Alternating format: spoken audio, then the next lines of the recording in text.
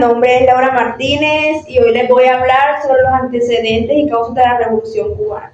Bueno, como tengo aquí en el título, antecedentes y causas, pero primero vamos a hablar sobre los antecedentes. Fue un proceso histórico que transformó profundamente la sociedad cubana en 1959. En colonización española en 1511 y 1898, Cuba fue una colonia española durante más de 400 años, lo que impidió su desarrollo económico y político. Independencia y República en 1898 y 1902, después de la Guerra Hispanoamericana, Cuba se convirtió en una república independiente, pero con una constitución impuesta por Estados Unidos. Corrupción y presión. El régimen de Batista se caracterizó por la corrupción, la censura y la represión política. Bueno, como ya les había dicho, vamos a hablar sobre las causas. Pobreza y desigualdad.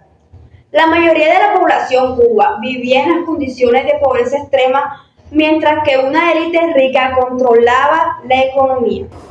La Revolución Cubana comenzó el 26 de julio de 1953 con el asalto al cuartel de Moncada de Santiago de Cuba, liderado por un grupo de jóvenes revolucionarios encabezados por Fidel Castro.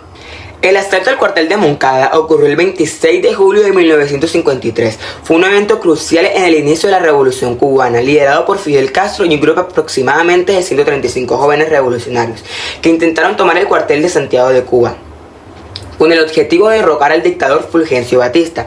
El plan también incluía un ataque simultáneo al cuartel de Carlos Manuel de Cepedez, en Bayamo. Sin embargo, el asalto al cuartel de Moncada fue un fracaso militar. Muchos de los atacantes fueron capturados o asesinados y Fidel Castro fue arrestado. Durante su juicio, Castro pronunció su famoso discurso, "La historia me absolverá", en el que defendía sus acciones y expuso sus ideas revolucionarias. A pesar del fracaso inicial, el asalto al cuartel de Moncada tuvo un gran impacto político, dio a conocer a Fidel Castro y su movimiento, y sirvió como una inspiración para la continuación de la lucha revolucionaria que eventualmente llevaría al derrocamiento de Batista en 1959. Después de su liberación, Castro y sus seguidores se exiliaron en México, donde planearon la siguiente fase de la revolución. En diciembre de 1956 regresaron a Cuba a bordo del yate Granma y comenzaron una guerra de guerrillas en la sierra. Con el tiempo, ganaron el apoyo de la población y lograron debilitar al ejército de Batista. Finalmente, el 1 de enero de 1959, las fuerzas revolucionarias lograron derrocar a Batista, quien huyó del país. Este triunfo llevó a Fidel Castro al poder y marcó el inicio de un nuevo gobierno en Cuba. Hola, yo soy María Ángel Polonía y hoy les vengo a hablar sobre el desarrollo del conflicto y dos de sus batallas claves. Guerrillas de la Sierra Maestra. Después del fallido desembarco del Granma en diciembre de 1956, los rebeldes liderados por Fidel Castro se reorganizaron en la Sierra Maestra. A pesar de las adversidades iniciales, lograron establecer una base de operaciones en las montañas. Este periodo fue crucial para consolidar el liderazgo de Castro y ganar apoyo de la población local. Y como primera batalla clave hablaré de la Batalla de Santa Clara. Esta batalla, que tuvo lugar en diciembre de 1958, fue una de las más decisivas de la Revolución Cubana. Liderada por Ernesto Che Guevara, los rebeldes lograron tomar la ciudad de Santa Clara, cortando líneas de suministro del ejército batista y precipitando la caída del régimen. Uno de los datos más importantes de la batalla de Santa Clara fue la rendición de la ciudad. Tras el capture del tren blindado y varios enfrentamientos, las fuerzas de Batista en Santa Clara se rindieron. Esta victoria permitió a los rebeldes avanzar hacia La Habana. Y como segunda batalla clave hablaré de la toma de Santiago de Cuba. En los últimos días de diciembre de 1958, las fuerzas rebeldes de Fidel Castro tomaron a Santiago de Cuba. Esta victoria fue simbólica y estratégica, ya que Santiago era una de las ciudades más importantes del país. La toma de Santiago de Cuba marcó el fin de la dictadura de Batista, quien huyó el 1 de enero de 1959. Caída de Batista, el triunfo de la revolución 1 de 1959. El 1 de enero de 1959, el dictador cubano Fulgencio Batista, enfrentando la creciente presión militar de las fuerzas rebeldes lideradas por Fidel Castro, decidió huir del país. Batista había perdido el apoyo popular y también el respaldo de los Estados Unidos, que dejaron de apoyarlo tras los abusos de su región y la creciente inestabilidad política en la isla. Esa madrugada, Batista y su círculo cercano tomaron un avión hacia la República Dominicana, dejando el poder vacante y creando un vacío político. Mientras tanto, las fuerzas rebeldes de Castro, que venían de lograr importantes victorias en la región oriental de Cuba, especialmente en la batalla de Santa Clara, liderado por el Che Guevara, comenzaron a avanzar rápidamente hacia la Habana y otras ciudades.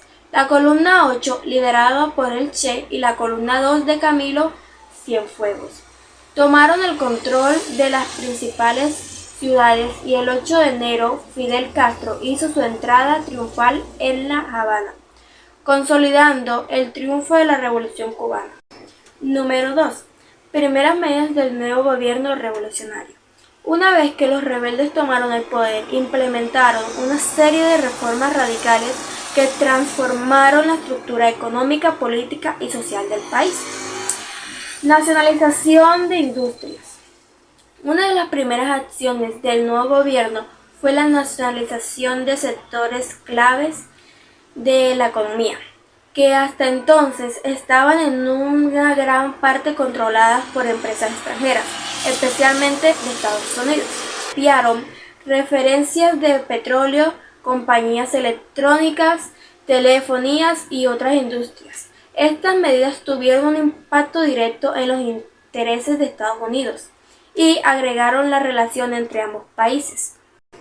Reforma agraria.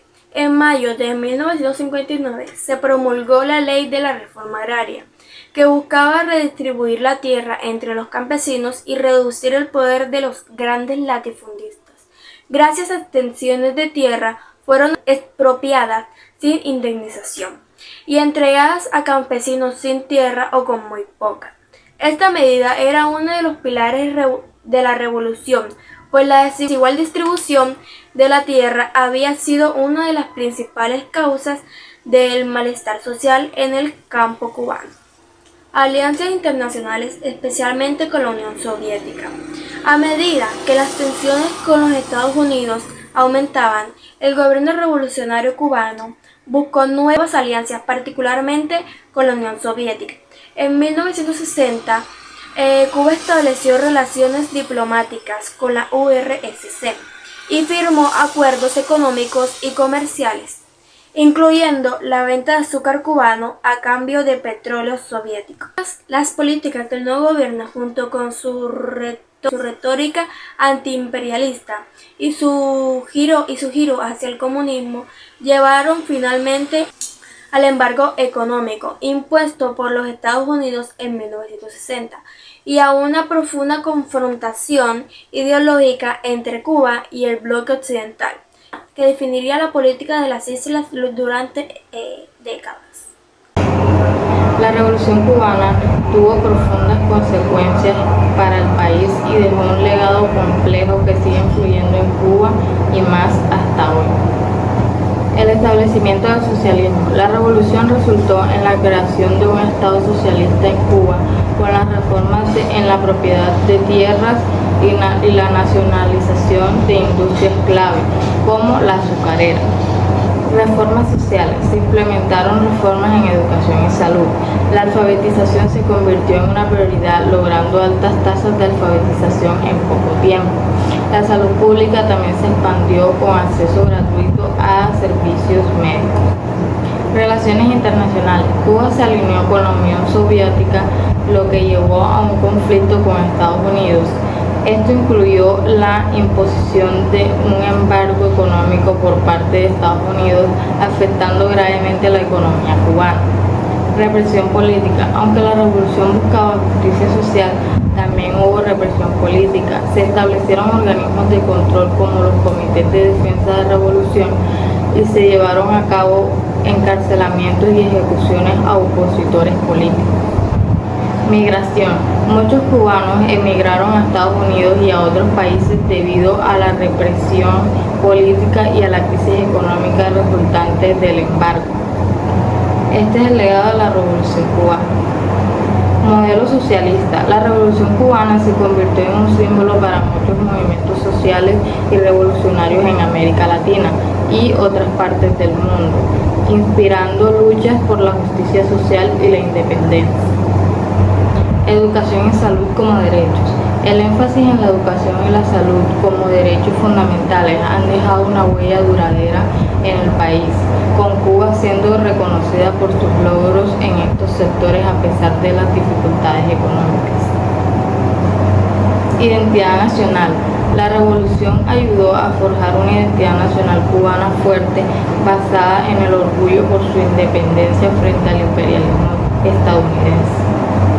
Desafíos económicos. A pesar de los logros sociales, el legado también incluye desafíos económicos persistentes, agravados por el embargo y las ineficiencias del sistema socialista. Y por último, debate sobre los derechos humanos. La revolución ha suscitado un debate continuo sobre los derechos humanos en Cuba, con críticos que señalan las violaciones a libertades civiles frente a los logros sociales.